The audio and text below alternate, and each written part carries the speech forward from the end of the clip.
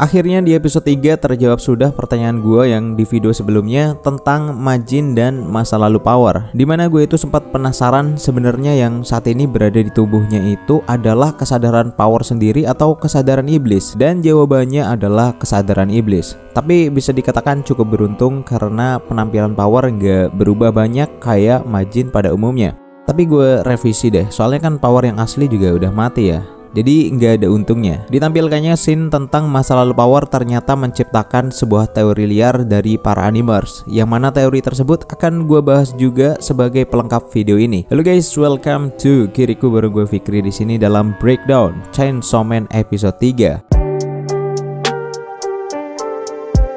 Sedikit ngulas episode sebelumnya, Power yang mencium bau darah langsung berlari dan menghabisi iblis teripang yang itu sebenarnya adalah targetnya para pemburu swasta. Oke, langsung aja kita masuk ke pembahasan Breakdown Chainsaw Man episode 3. So let's begin the story guys and enjoy.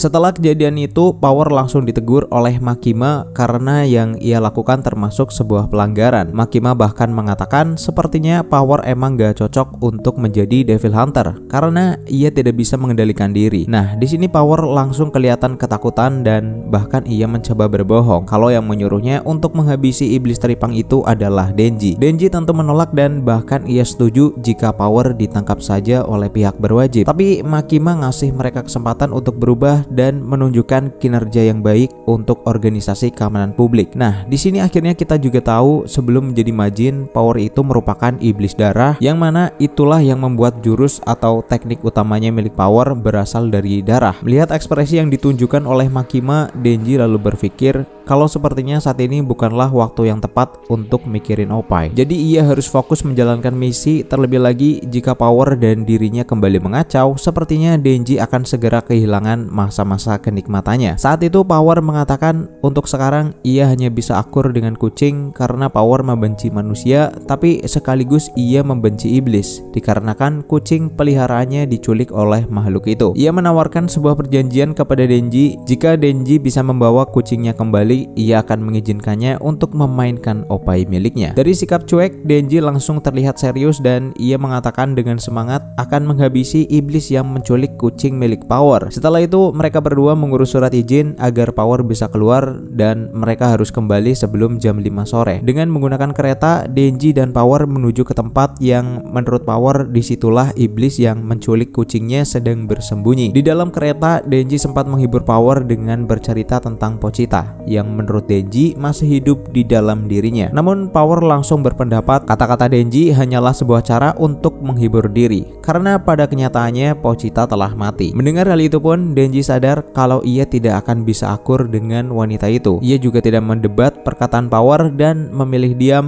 Yang penting tujuan utamanya untuk bermain Oppai bisa tercapai. Di tempat lain, Makima sedang berdialog dengan para petinggi karena saat itu Amerika telah memicu peperangan di Soviet. Bahkan ada kabar kalau mereka juga menggunakan iblis dalam peperangan. Makima kemudian ditanya soal anjing-anjingnya. Maksudnya di sini mungkin adalah para bawahannya di organisasi keamanan publik. Makima menjelaskan saat ini ada salah satu anjingnya yang tampak menjanjikan. Namun ia nggak menyebutkan siapa, tapi kalau menurut gue pribadi ya Denji, siapa lagi gitu kan. Para petinggi itu mengingatkan kembali apa tugas Makima di sini, yaitu memelihara anjing-anjing itu dan memanfaatkannya. Namun Makima dilarang untuk terlalu dekat dengan mereka. Dalam perjalanan pulang, Hayakawa bertanya, kenapa Makima sangat berharap kepada Denji yang sangat menjijikan dan tidak menarik. Menurut Makima, semua iblis mempunyai nama masing-masing dan jika nama mereka semakin ditakuti, maka kekuatannya pun akan semakin besar. Contohnya jika iblis mempunyai nama iblis kopi yang terdengar nggak menakutkan, kekuatannya juga pasti akan biasa-biasa aja. Tapi jika itu adalah iblis chainsaw yang memang chainsaw ini merupakan alat berbahaya,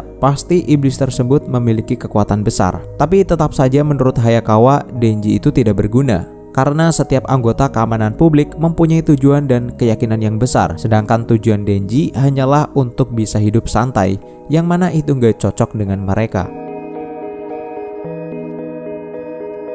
Singkat cerita, Denji dan Power akhirnya sampai. Tujuan mereka adalah sebuah rumah kosong yang ada di tempat terpencil. Saat berjalan, Denji mengatakan kalau ia bisa berubah menjadi Chainsaw Man. Namun Power nggak percaya karena Power saat itu emang belum tahu dan menganggap Denji hanyalah manusia biasa. Namun ketika akan sampai, Power mengatakan kalau ia berbohong dan tiba-tiba mereka berdua saling menyerang. Dan di situ Denji yang harus tumbang. Di detik terakhir itu sebenarnya Denji udah curiga. Namun karena ia masih dalam wujud manusia, pergerakannya pun masih kalah cepat dari Power. Power kemudian menyeret Denji masuk ke dalam rumah tua itu karena tujuan yang sebenarnya adalah menyerahkan Denji kepada iblis kelelawar agar kucingnya bisa dikembalikan. Kondisi iblis tersebut dalam keadaan cacat, makanya ia harus minum darah manusia agar bisa kembali pulih. Kalau kalian masih ingat, Pochita juga melakukan hal yang sama kepada Denji di episode 1. Iblis itu meremas tubuh Denji yang membuatnya muntah darah dan seketika tangan monster kelelawar itu langsung tumbuh. Namun menurutnya rasa darah milik Denji sangat tidak enak.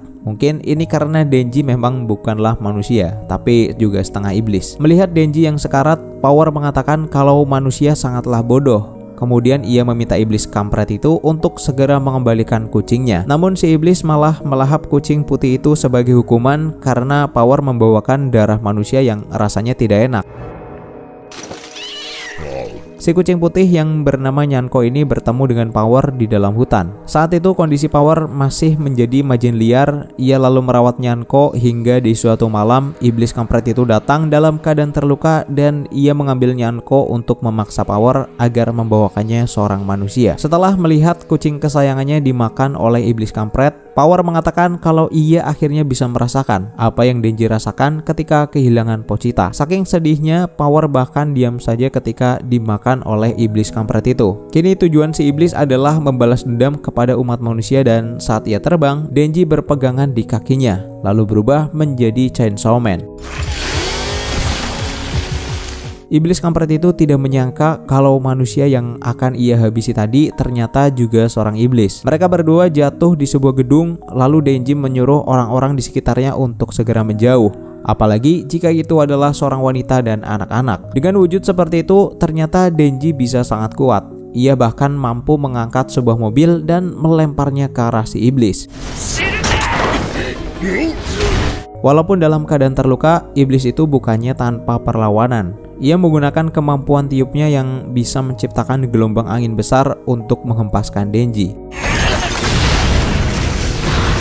Ketika iblis itu akan memakan manusia untuk memulihkan diri, Denji kembali bangkit dan menggunakan kekuatan chainsaw-nya untuk melubangi perut si iblis dan menghabisinya.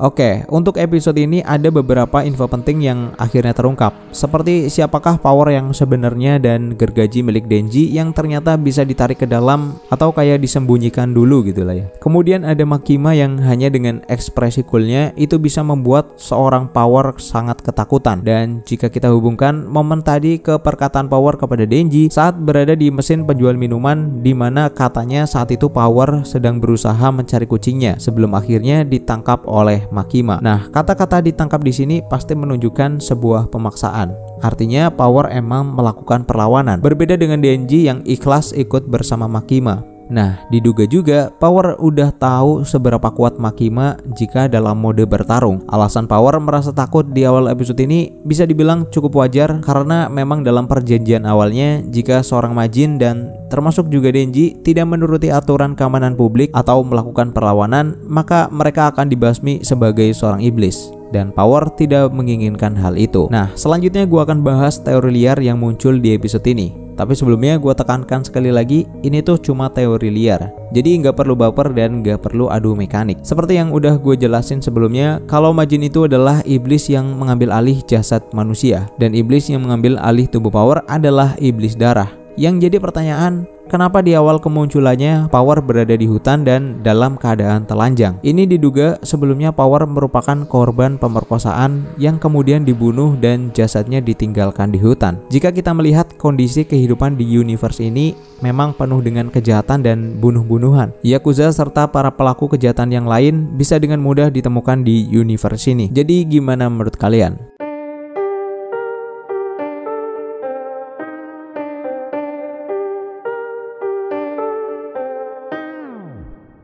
So itu aja breakdown kali ini. Jangan lupa tinggalkan like dan komen jika kalian suka dengan konten ini, dan sampai jumpa di video selanjutnya.